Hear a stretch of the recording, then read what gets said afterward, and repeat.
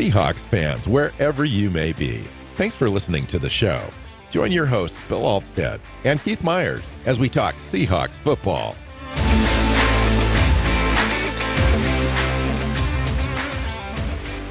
Hey, hi, Seahawk fans. Welcome back to another episode of the Seahawks Playbook podcast. I'm your host, Bill Alvstad, sitting down with co-host Keith Myers, here to talk Seahawks football. We've got a great show for you today. We're back after about 5 or 6 days off, and we are talking training camp update today. We've got a lot of news, a lot of potential player signings, actual player signings and releases, talk about the health of certain players, and then a certain unofficial or official, unofficial depth chart released by the team today.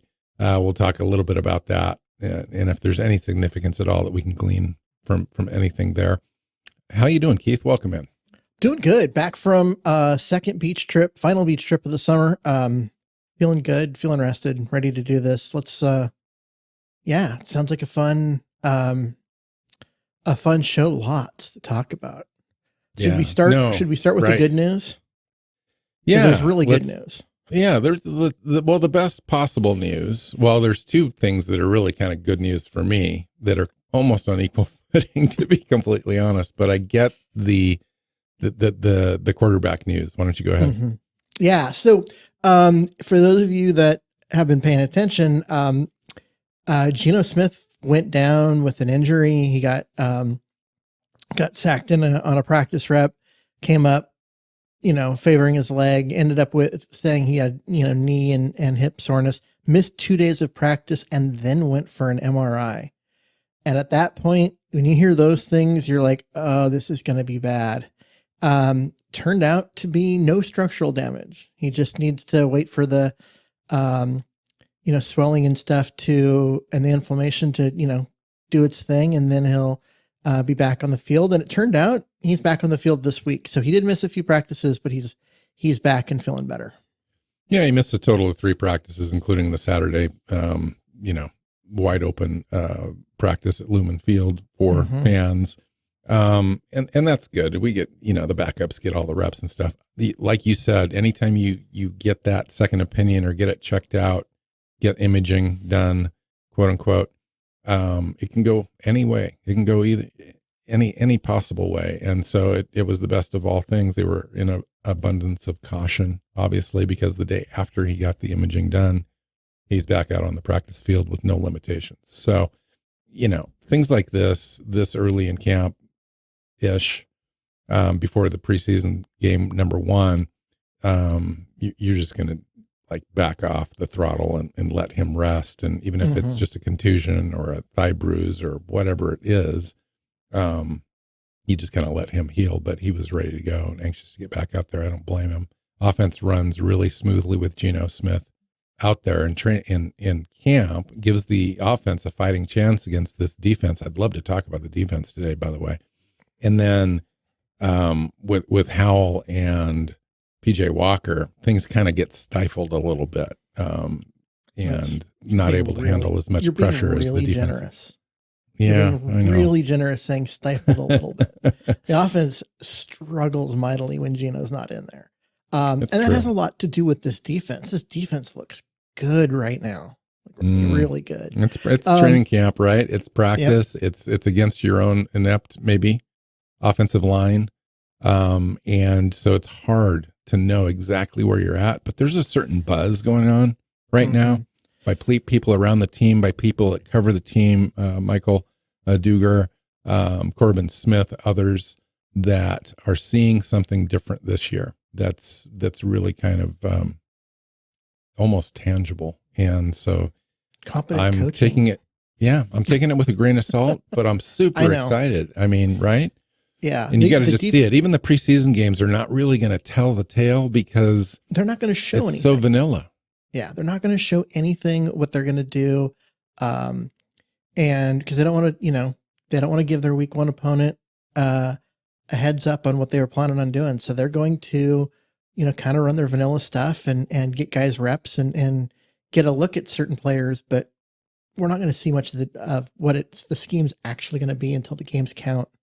Yeah. But I'm going to make a prediction right now. I'm going to predict that the Seahawks are no longer in the 20s as far as defensive rankings, both yards allowed, points allowed, general EPA stats, et cetera. I think they're going to be in the teens and maybe very likely leaning towards being, a top 10 defense by the end of the season. I'm not going to say that they're going to start there, but I'm going to say they're going to trend there. And I'm just super buzzy. I mean, you're just kind of hearing it, not only from inside the organization, inside of our own pundits and guys that cover the team all the time, but national guys too.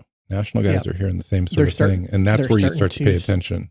Yeah, they're starting to get wind that Seattle's defense looks like it could be really good right now. So that's always a good sign. All right, I'm going to hand the next bit of intriguing news. It's not yet completely good news, but it's certainly edging towards that way. Since it's your specialty, offensive line, why don't you go ahead with this one too? Yes. So there was a report from Fowler saying that update on Abe Lucas, the right tackle. He is on pace to be ready for the week 1 game. May not play, probably won't play at all in the preseason, but should be ready to go week 1. And that is great news because the offense is significantly better when he's playing. And if he's healthy, that knee is healthy and ready to roll. That is great news for the Seahawks. That is great news, but I haven't heard this confirmed by another source yet or anybody on the team. Now, Fowler's got all that inside information. He was at the practice facility for a couple days covering for ESPN. He's got great contacts and sources. His, he originally said, quote unquote, right tackle Abraham Lucas might need most of the preseason to recover from a knee issue that has had him sidelined, but he should be good for the regular season, quote unquote. So does that mean good for game 1 or just good for game, 2, 3, where they don't really have to put him on IR to wait? They kind of keep him ready and active and kind of get him up to speed. I'm a little worried that if he doesn't practice at all, or if he starts practicing, after the 3rd preseason game, there's only 2 games left. Or there's 2 weeks left in between the last preseason game and the regular season. I'm not sure if I feel good about throwing him out there. But we'll see. We'll see. Don't bring him along. I think he's keeping in shape because he's able to run. But, that game condition, that physical conditioning that you get by practicing for weeks on end in training camp, he's not going to have any of that. Yeah. And it might be one of those things where he's ready to go and they bring him along. And they don't, expect him to go full 100% of the snaps from the get-go. Let him get a couple series in the first game and, expand that in the second game and then have him, up there full snap count by week 3, something like that. That would be okay. Especially since the way that, McLennan Curtis is kind of solidified a role as a backup, both at guard and tackle, and has looked decent. Although not great because there's, still beating him around the edge, but he's a guard trying to play tackle. But he's looked decent and, they've got Fant there too. So, it's not necessarily a bad thing if they bring him along slowly and make sure that knee is ready to roll before they throw him out there. All right. So I'm going to go offensive line yet again with a little bit of a conversation here. And I really am curious as to what you think overall about this potential opportunity for Seattle. According to Adam Schefter, who was the first one to report this, and then followed by a direct quote from Drew Rosenhaus, his agent, and then by Corbin Smith adding some detail. Free agent center Connor Williams was in the building. We all know that part. And he had a tryout, he had a workout and passed a physical. And then everyone said he was, Schefter reported that he was in negotiations. And then you heard nothing for a couple of weeks, like 10, 14 days. And then just over the weekend, it resurfaced again. In fact, even a little bit stronger yesterday, Monday, that Rosenhaus was actually in Seattle yesterday and they were negotiating, and it was sounding like it was negotiating a long-term deal and that guaranteed money was kind of the hang up a little bit, and trying to figure out the cap. But the signing was literally imminent, and Rosenhaus kind of backed that up and said, we're in Seattle, we're negotiating. I would anticipate him signing within 48 to 72 hours. As of right now, as of pushing the record button, we're at 48 hours since that statement was made. Yeah, it's probably going to happen sometime either today, now that practice while is we're done, recording, or tomorrow. Keith. Yeah, while we're recording, for sure. It wouldn't be bad at the end. I'll refresh my news feed and see if it, because it wouldn't be the first time that we had a segment on this show that was out of date before we could finish recording it. Because news breaks while we're on the air. But yeah. Okay, so what I'm really curious about is, if he does sign, what does this do to the offensive line this year, especially with the Abe Lucas news combined with that? Well, it gives this offensive line a chance to be good, because, I mean, a week ago we would have thought that Oluwatimi had this job locked up, but it was his. But then you start seeing him with the second team instead of the first team for a bunch of reps, and now it's this flirting with Connor Williams has gone from, we'll see 1 year deal kind of thing to, okay, well, they're going to negotiate a long-term multi-year deal. That tells me that part has me a little freaked out. It doesn't with me. He's 27. 2 ACLs, but I mean, you got to go with the best player. And I mean, if he's out there and he's available, you get a guy that's potentially an all-pro level center at the position at 27 years old. You got to take the shot. You got to do it. And he's healthy, and that's the thing that he proved with the physical. He's talked to the Ravens, so they know that that other teams are looking at in terms of value and that kind of stuff. So they're not bidding against themselves, and it's just a matter of making the numbers work and making the cap work, because if you give him a decent signing bonus, you got to fit certain numbers under the cap and make things work in order to get him on the roster. The only thing that has me intrigued is the wrong word. It has me a little hesitant on this deal, as you mentioned, the Ravens. Now, they're also one of the teams mentioned specifically as being in negotiations as well, and talking to him, trying to work through some stuff. They've already got a starting center. He would be kind of going there to play guard. My question to you, I think I texted it to you, was, well, if they ask him to play guard, is he in theory get a potentially a larger contract out of that? No, because he's a better center than he is a guard. And so yes, guard is a more valuable position than center, but you still pay for the quality of the player. And, if you're asking him to play guard, you're asking him to be a lesser player because he's not as good there. I mean, he wasn't really a lesser player when he was with Dallas. I don't know. He was a significantly better center. I mean, he had 4 years of playing guard with Dallas and played at a pretty high level. They did let him go, though. Yeah. They did let him explore free agency, and then he signed with Miami. Yeah. Him leaving is part of when that vaunted offensive line started to fall apart in Dallas. But when they moved him to center in Miami, he went from being a borderline Pro Bowler to a second team All-Pro. And he's worth more at center because he's better at it. So I don't think that Baltimore is going to be like, oh, well, since we see him as a guard, we're going to pay him more. He'd be a very much of an undersized guard, by the way. Yeah. The cool thing about him is that he's 317 pounds and he's really strong, but he's also super athletic, like 93 RAS score, something like that, 96. I don't have that information in front of me, but that's just off memory. And he can get out into space. He can get to the second level. He can rub and get out to the linebackers and the safeties to create double teams and all that kind of stuff. So he's a guy that fits perfectly into Ryan Garrett. So I hope they don't let him get out of this thing, or if if he's just using Seattle as some sort of leverage thing or whatever. I don't think so. It sounds to me more like the way all of this works.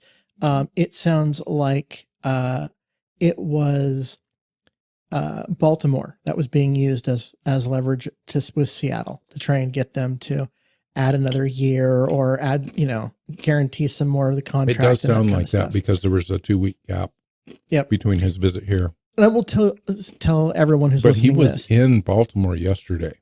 If he signs with Seattle, the center competition is over. Yes. He walks in the building as your starting center, and Oluwatimi is now a backup for the rest of his career. This was his shot. Not the rest of his career, but certainly for the next 3 years. Yeah. Or the terms of Connor Williams' deal. Yeah. Yeah. Well, we'll see. He was given a shot. He was given every opportunity and couldn't take advantage of it. That's just so interesting for me. A guy, last year was kind of disappointing. I'm not sure how that had an effect on him mentally. And then coming into this season, not really being in the, completely prepared physically to battle for your starting role. You almost assume that he's kind of thinking that he's penned in already as a starting center. And I don't know that he did the work to get himself ready to go because he had the potential. He's obviously a really decent center in college, but it's a totally different game, a different scheme. He's being asked to do different things. Yeah. Connor Williams makes me feel a lot better about this offensive line because Charles Cross continues to look awesome.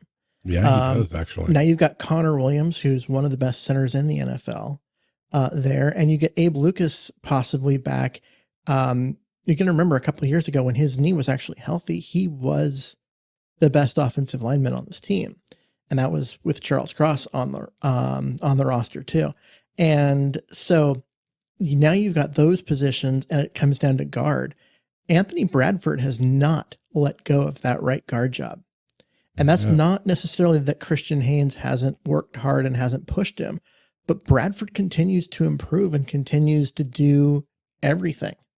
Like he's about to he's taking a step forward in year 2, which is great because that means Christian Haynes can go to the left side and ultimately replace Tomlinson, who's going to end up possibly the weak link on this offensive line, which is funny because they signed him to be the veteran anchor that was going to help make this offensive line.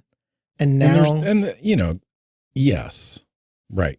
And you are correct. He could end up being the weakest link. I don't know that he's necessarily there right now, but my question to you though, now we just talked about the improvements and all that stuff, but let's talk about the defense really quick. Not really quick. Let's spend some time. Let's talk about the pass rush and what's going on in practices and having that offensive line really struggle against our own defense. Now that's great if you're a defensive guy and you're rooting for those guys to have great practices and look amazing, which they are. Mm-hmm. But they're doing it against an offensive line that's not yet complete. Abe Lucas is not out there. Anthony Bradford has played 10 games and he's still trying to figure it out. Improved, yes, but nonetheless. They have an Oluwatimi at center. They're literally out there looking for centers. So that tells you everything you need to know about what's going on in practice. And then Laken Tomlinson, that's fine. He's out there. He's steady. He's a veteran presence. He hasn't missed any time in practice. I think that's great. And then Cross is everything you're hearing about Cross out of camp is that he's taken it to another level. And that's great music to my ears for sure. So, but with that said, the defense seems to be dominating the line of scrimmage in practices and consistently throughout now day 10 of training camp. What do you think? Well, I mean, that's going to happen simply because defense always comes around first when new schemes are being implemented. It's easier to learn. There's less thinking involved. But then also, that offensive or the defensive front has got so much talent with Murphy and and Williams and all those guys up front. Like there's good talent there, and you're eating guys like Oluwatimi and McClendon Curtis. Like they're just eating those guys up, and it hasn't been pretty for the offensive line. And I think that shows you a little bit of why Connor Williams and Abe Lucas are so important to this team doing well, because the offensive line has not been playing well. They haven't been holding up. Now, part of that's them, and part of that's because the defense is good. The defense is really good. When you've got guys like, Boye Mafe and Uchenna Nwasu coming off the edge, that's already a challenge. But then you add, Byron Murphy and Leonard Williams coming up the middle, and you're just putting a lot of pressure on those big uglies to try and slow you down. And so far they haven't. And one of the best players you haven't even mentioned, one of the best players in camp so far, and this is, straight from the coach's mouth, is Mike Morris. Like Mike Morris is apparently having some sort of a great camp. He has been having an awesome camp. The other player, Hall, has been, even though he's a backup, he's been having an awesome camp as a pass rusher. And all of this has been without Dre Jones, who's missed a bunch of practices in a row. I think he's up to 7 now, with a hamstring. Right. And so they're eventually going to get him back too. And to add, that's an embarrassment of riches. Think about it, Keith. Now, if everyone that you've mentioned so far is a player that was on the roster last year. Yeah. Except for Byron Murphy. Mm-hmm. And here we're talking about this explosive defense, this defense that's penetrating and making things miserable for the offense and causing major disruptions. And we're excited, and everyone's kind of taking a step forward. Everyone, not just one player that's like popping, or flashing. It's every single player is flashing and taking big steps forward. And the only thing that's the common denominator is the scheme. Yeah. And to me, it's just, it's too bad. This is why Pete Carroll is unemployed. Yeah. Is because he couldn't move on from coaches that he was loyal to and who weren't getting it done, because the scheme that they drew up did not take advantage of any of the talents that they had. You were asking guys that are explosive penetrators, to stand still. To stand still in 2-gap. And it was vanilla, it was passive, and it wasn't. And the players were frustrated and gave up on it. Yeah. So, and the players actually stopped, they started freelancing, and that's when bad things happen. And now you've got a coaching staff that gets it, that's really teaching, that's getting more out of players and asking them to be aggressive and do things that they want to do, things that they're good at. It's a huge difference. So a couple of things. So we're going to talk in just a few minutes about some camp battles and the way we're seeing things shake out. We're going to talk about the roster that came out from the team. It doesn't mean a lot, but it's kind of nice to kind of see it outlined, and we'll go through that just for a little bit.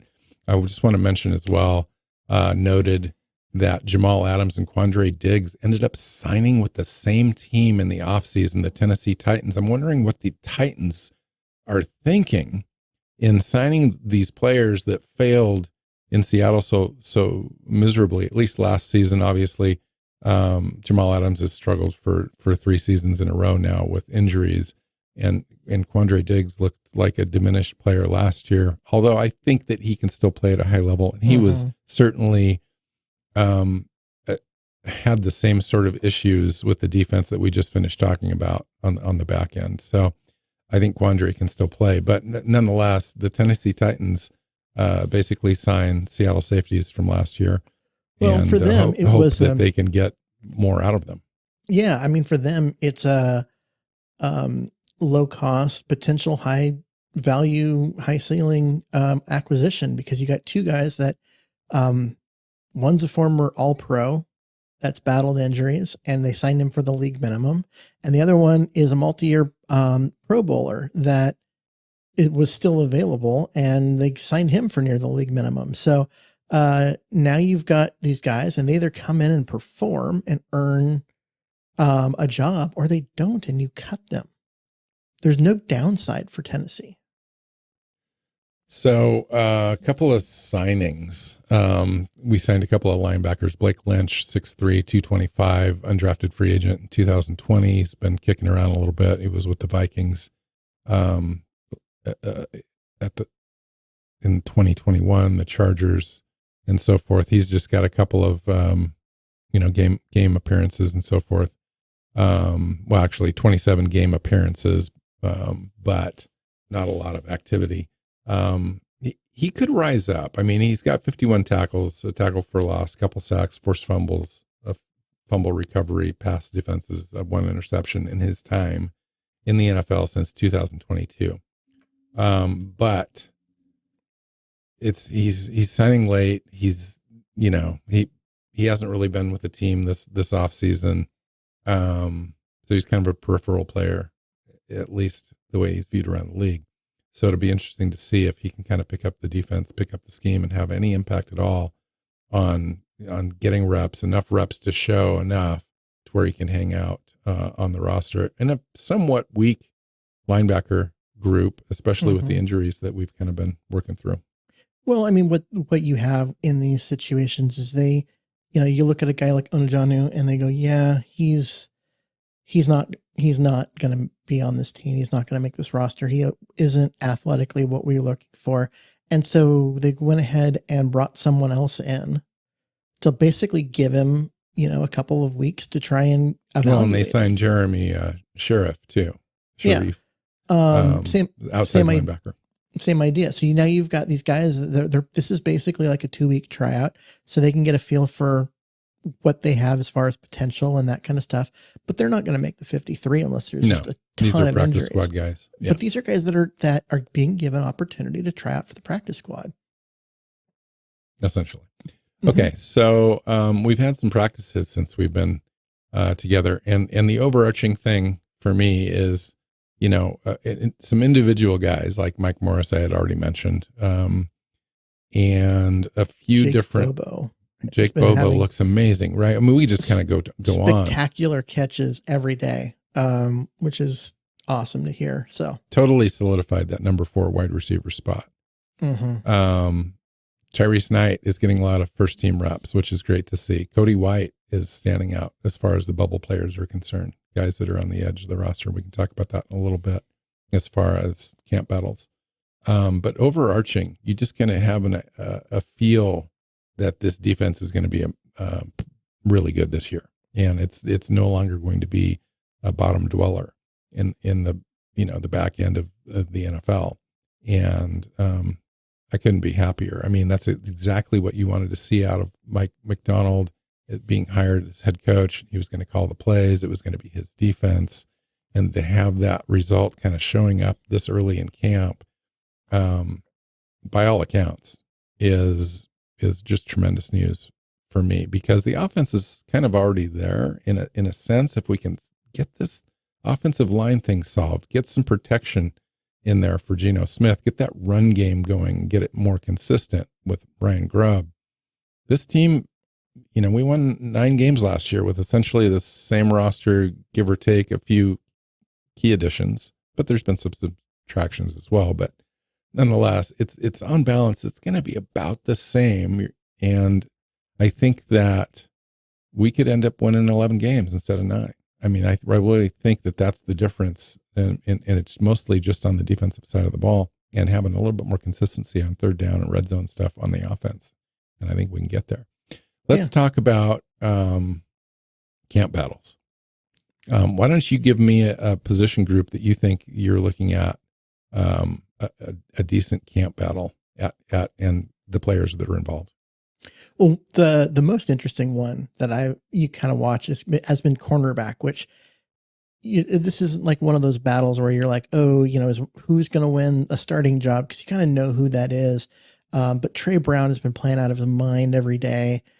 He's going to get probably 70% of the snaps as an outside corner. Witherspoon's looked amazing. He's going to get 100% of the snaps, 30% on outside and 70% in the slot. And then Woolen has been physical and full Woolen effort. is the epitome of the hope that I had for this particular player, showing up in camp and being ready to battle and improving and taking to the coaching.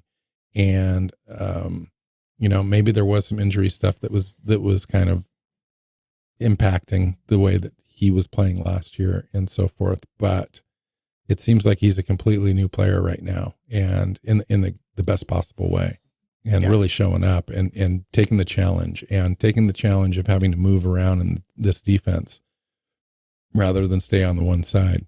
To heart, and he's ready to go, and he's looking good in camp, and he's feisty and he's fighting. And awesome. So having those three guys kind of there, I mean, you've got that's one of the best cornerback rooms in the NFL. But it's behind that where I think it gets interesting because Mike Jackson is still there. He was a starter a couple of years ago and played well.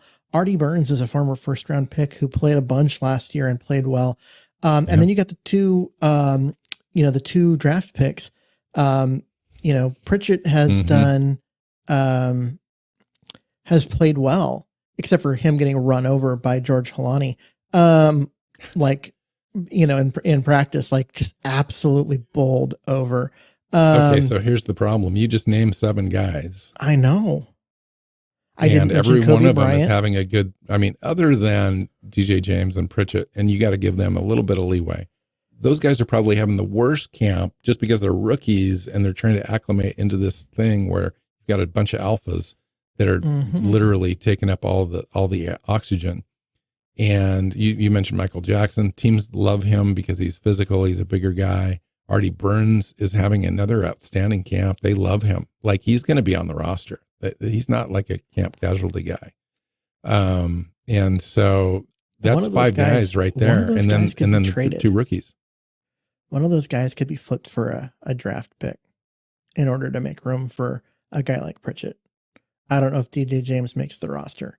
But don't you want, if in a competitive situation where you're kind of in win now, right now, you've got an opportunity at an improved roster to take a look at 11, maybe 12 wins on the high upside. I'm talking just optimistic high upside.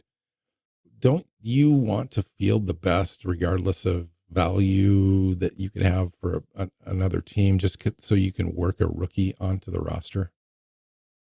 No, because this is early in a rebuild. And it's it doesn't feel like it because the defense is flying around and looking really good, but you have to give your young players a chance, or your team gets old in a hurry and your window closes. And so you've got to, if you have an opportunity to have a guy like Artie Burns, who's middle late of his career, and you can flip him for a draft asset and promote a guy like Pritchett to being, the 5th cornerback that hopefully never sees the field. Why wouldn't you do it? Well, Mike McDonald himself, came out and said, we'll run 8 defensive backs on the field if you guys make me. And what he meant by that is, if you guys are showing up and you guys are making plays and I can't keep you off the field, I will design a defense around you guys being on the field. And that's, to me, is crazy. I mean, you can imagine Woolen, Witherspoon, Jackson, Brown, Artie Burns, Rashad Jenkins, Julian Love, Kayvon Wallace, all out on the field at the same time, making plays and making life completely difficult. If you've got a pass rush that can get there consistently. If they run out with that and I'm the opposing team, I run it up the gut. And just power, because you don't have enough size. You won't get past Byron Murphy. Yeah. You've got, I'm just kidding. I'm kidding.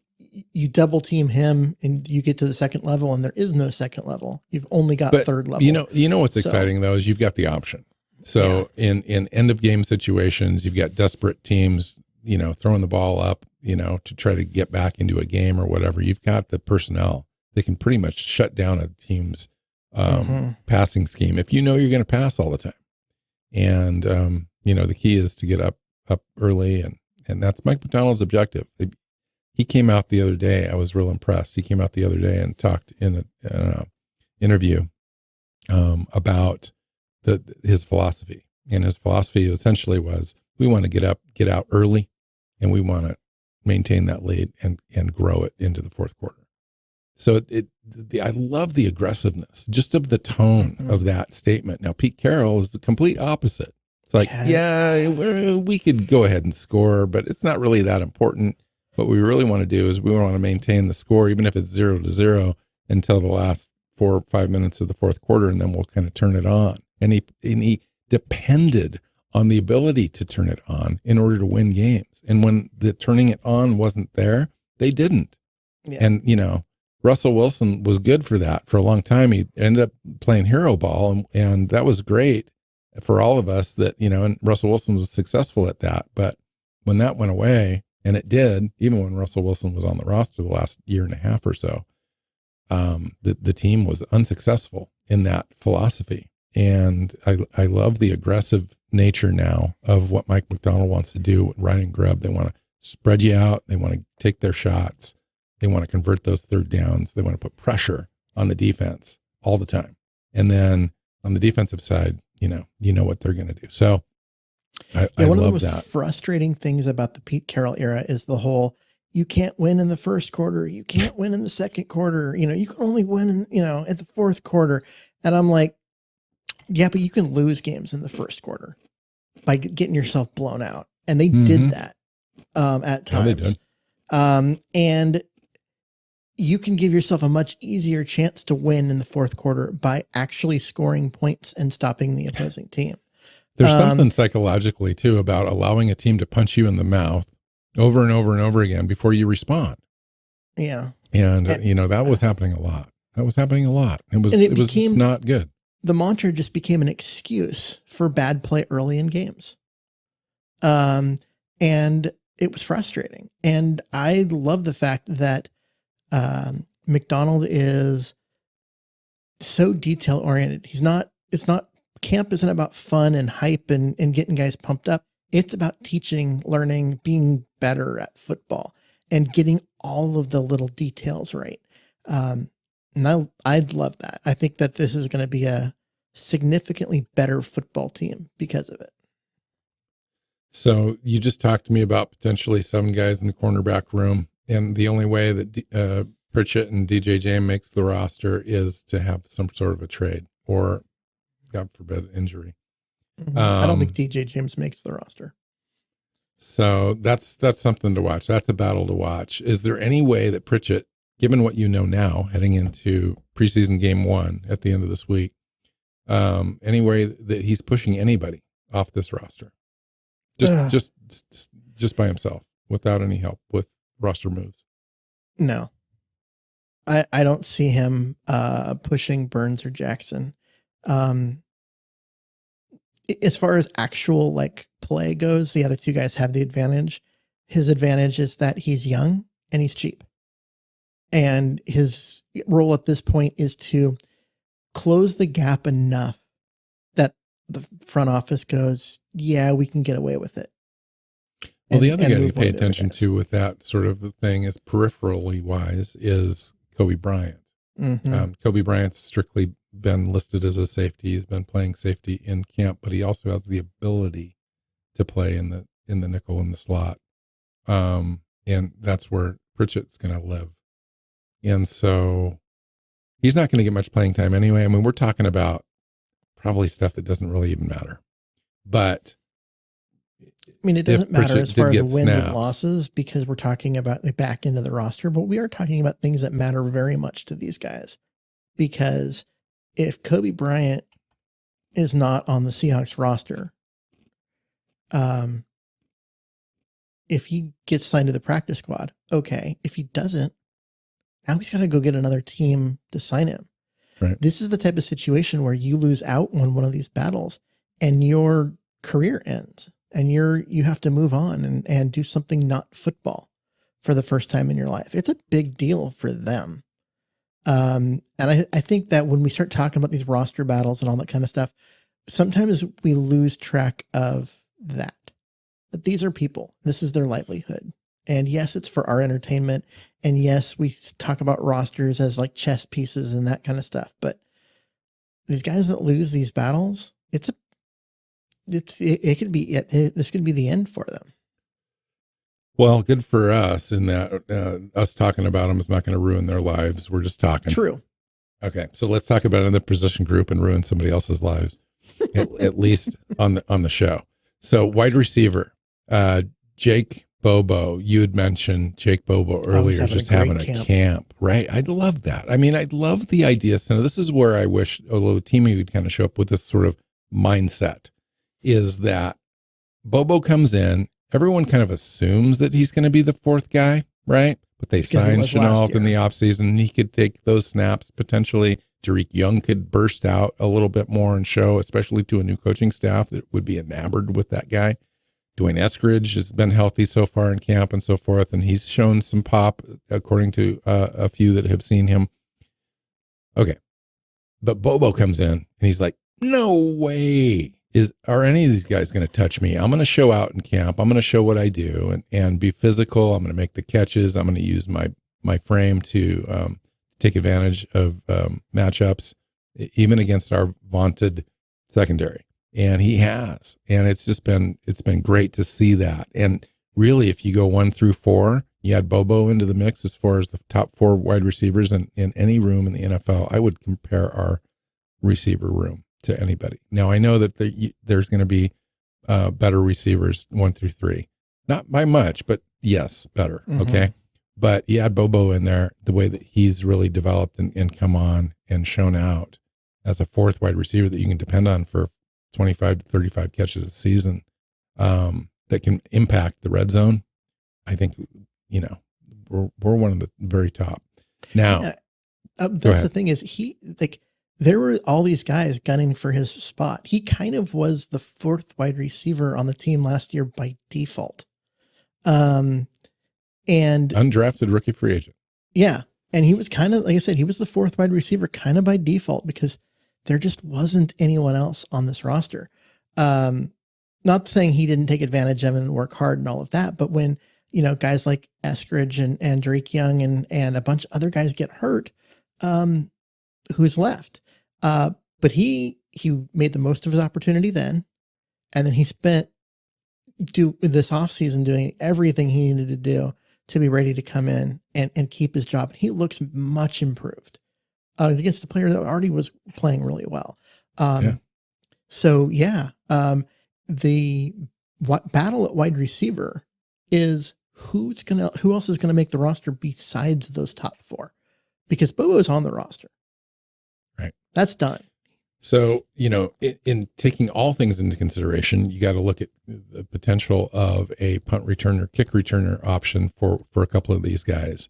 Laviska Shenault is the first guy that comes to mind when I say that. Now, I think it's going to be Laviska Shenault being the number 5 wide receiver, just because he's got that veteran experience. He's a big body guy. He can move the chains.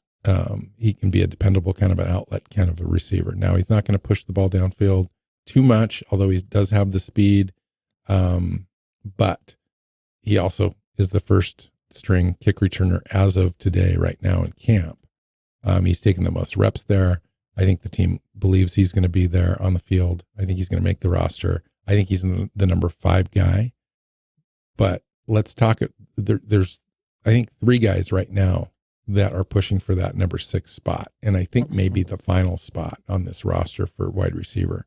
I think they do carry 6. There's a potential they could carry 5. They've done it in the past. There's just too much talent here, I think.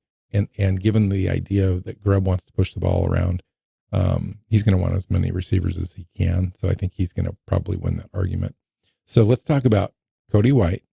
Let's talk about Tariq Young, and let's talk about Dwayne Eskridge.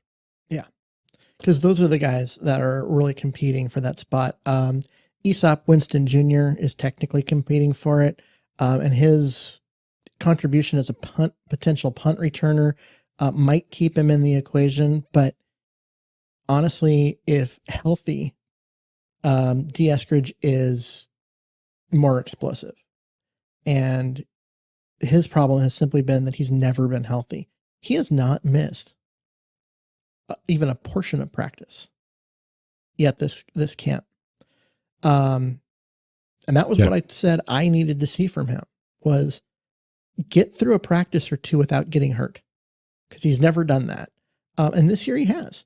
And so honestly, his speed and his explosiveness and the things he brings to the table as a gadget player, as a punt returner, as a kick returner, going to be really valuable if he can continue to stay healthy. So talk to me about the body types that we have on the roster. So if you're looking at Derek Young, you're looking at Laviska Shenault, you're looking at Cody White, another big-bodied, tall wide receiver with not a ton of upside speed. And then you look at a guy like Dwayne Eskridge, who's completely different from every other player on the roster. He's absolutely tiny. Does that give him an advantage? I don't know if it gives him an advantage or not, because he's different. But if every other wide receiver is not that, there's a reason for it. And that's because they want to be physical. And if your job is to go down the field and block a safety in a running play, and you're 5'9", 170 pounds, you're not going to be able to do that, not do it effectively. So it might be against him. There's a reason why all the other guys are bigger. Now, Shenault doesn't have top end speed, but he's got explosiveness and power, and experience. And he's got a kind of a proven track record as a kick returner and even as a receiver. So, that track record, that proven track record showing that he can be productive, is helpful when you've got a guy like Eskridge who doesn't have any track record except for being hurt. There's a lot of potential there, though. So how do you think the 5-6 receiver spots are going to wash out? You got to look at it and go, okay, who can you get through to the practice squad? Cody White has been, during practice, during reps with the offense, not with the special teams, but with the offense, Cody White's been the best of that group. Agreed. But I don't think he makes the roster. I think he makes the practice squad, which means that if they need him, he can be elevated onto the roster or onto the active list on game day. And so they'll have him. And it comes down to, what you're going to do after that. The same goes with Derek Young, because he didn't play last year. He looked great on special teams and actually battled his way onto the field 2 years ago. And got some reps, got a lot of reps, going down the stretch, last year. And so last year's coaching staff was building packages with him at fullback, at tight end. They were moving him all over the place, trying to get him on the field. And then of course he got hurt and missed pretty much the entire year. So there's some talent there. New coaching staff, though, they are going to have to look at it that way. But because he missed, I could see him getting through to the practice squad. That makes it look like, is this going to be D. Eskridge's job? All he's got to do is stay healthy. But again, that's been the thing. He's always had tremendous potential, tremendous upside. Just an absolutely explosive athlete. Tiny, but explosive. And if he can stay healthy and stay on the field, he'll be given that opportunity just simply because he has an explosiveness that the other two don't. So let's talk about the offensive line, because that's where the other camp battles are to me. Right guard specifically and offensive center. Now, we've talked about this a little bit already. Anthony Bradford, Christian Haynes, McClendon Curtis over on the right side at right guard. McClendon Curtis obviously has been taking some reps at tackle as well. And then offensive center, Oluwatimi and Nick Harris. Those are the two remaining centers on the roster now, with Connor Williams potentially in play. So let's talk about that battle. So far, it's been Bradford and Oluwatimi, for all the things that we've been talking about so far, has still beaten out Nick Harris to this point. He's still taking first team reps for the most part. I noticed in the Saturday camp, you mentioned the fact that Nick Harris was taking number one reps. I think he was taking number one reps, and I heard this from Kandata, that the team felt like they needed to keep him with Sam Howell. He'd been working with Sam Howell all of training camp and prior, and they just felt like the consistency there in practice was the reason why he was taking first team reps there. Okay. I mean, that would make sense. It absolutely does make sense. Except one, that it hasn't been that consistent. He's been getting snaps with the ones now that Geno's back. And one, they're looking at Connor Williams. And you have McDonald coming out and saying, yeah, it's an open competition, quote unquote. An open competition, is what he came out and he was like, don't pencil anyone in as the number one. It's an open competition at this point. And it wasn't a week ago. It was Olu's job to lose. Well, they brought in Connor Williams a couple of weeks ago, but so they've been kind of feeling this pressure, and we have too. We've noticed it. It's like Oluwatimi is not taking this job. Like I'm starting to get nervous and concerned about that, because anytime you've got a player that you're not sure about because you haven't seen too much of him, but you've penciled him in, and then he doesn't show up and take the job, you got issues, because especially at that key spot, and the offensive line is so important for a team that's on the kind of the cusp of playing well as a team and winning games and being competitive. And if you don't have a center, that could be, it could be ugly. It could be really ugly. And so, okay, so the expectation, I think at this point, is that Connor Williams gets signed and he's the center, and Oluwatimi is the backup, and they cut Nick Harris. Yeah, I would agree with that. I think that is, that's absolutely the expectation. I mean, at this point, I would say if they do make it to week one without adding a player, I think we see Oluwatimi out there and not Nick Harris, and that they're using this as a way to motivate him and try and get more out of him. But honestly, if they don't sign Connor Williams, it's going to be a disappointment, especially when the stuff that Rosenhaus is saying, that it should be done here soon. And he was in Seattle when he made that phone call into that podcast that recording came from. Yeah, he was in Seattle negotiating this deal.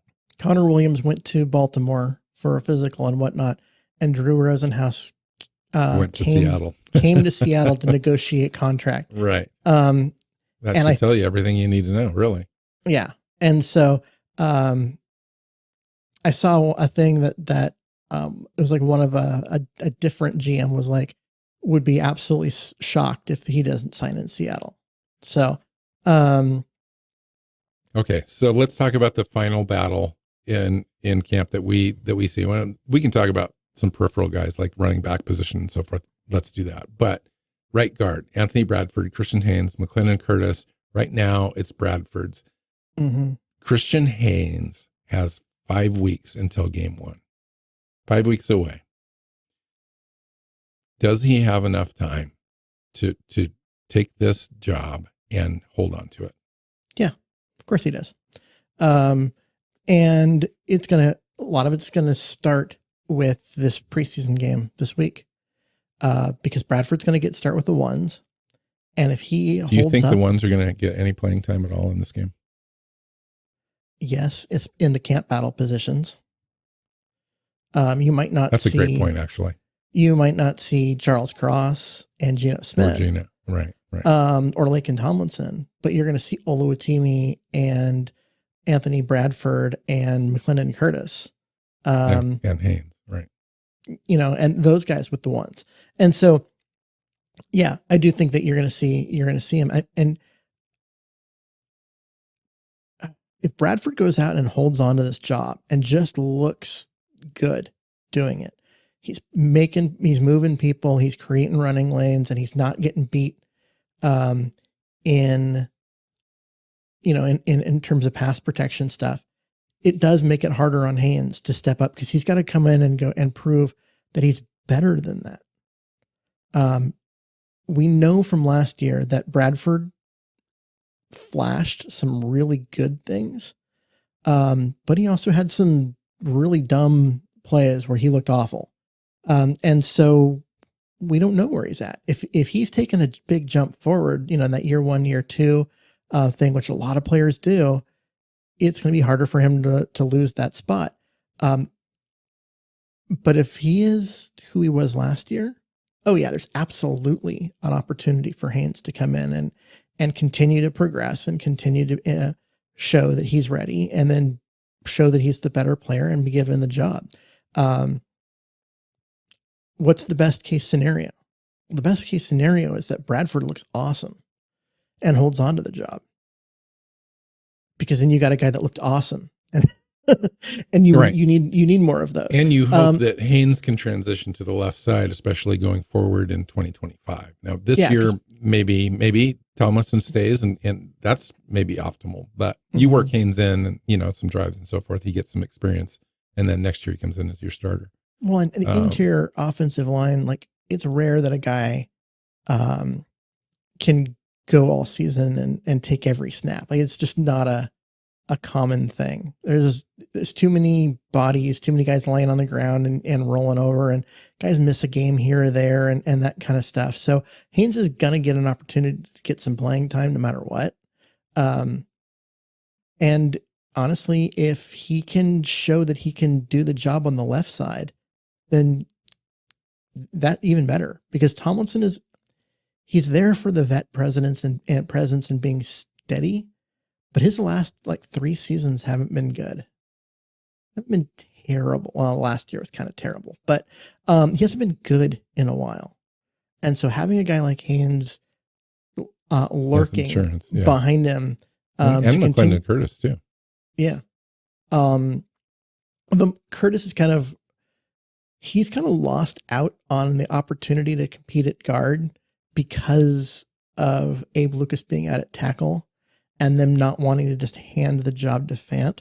And so they're having Curtis out there at right tackle, and him and Fant are alternating who is with the ones every day. So one day it's Fant, the next day it's Curtis. So he's getting a really nice look at tackle.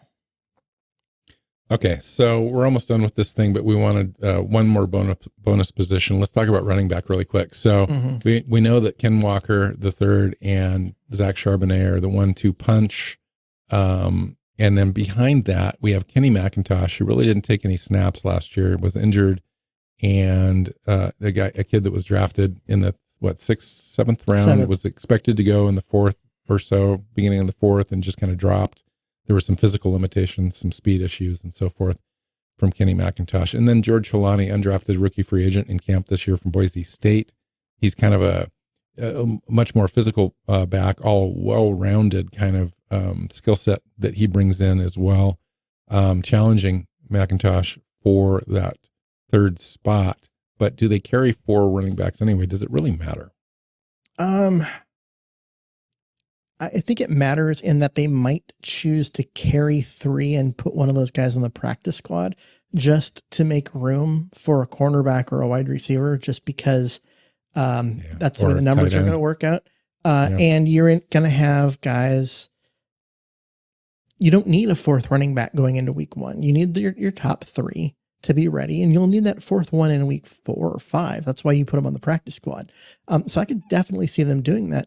And honestly, Holani seems to have the inside track at this point. He has looked explosive. He absolutely bulldozed Jeremiah Pritchett in the scrimmage at Lumen Field and just left him on his back.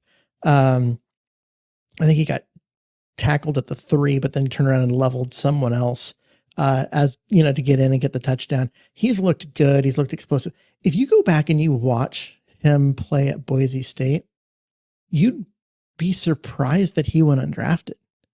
This guy's got some wiggle to him, a lot of power to him. He looks like a really good athlete, but he got banged up a lot. And that's kind of the knock on him is that he hasn't been particularly durable. And so if he's out there, he's looking explosive and much more so than McIntosh. Yeah, I mean, I would say Holani has the inside track on that particular job, but it's not going to hurt Kenny McIntosh much. He's going to end up on the practice squad or on the 53 as the number 4.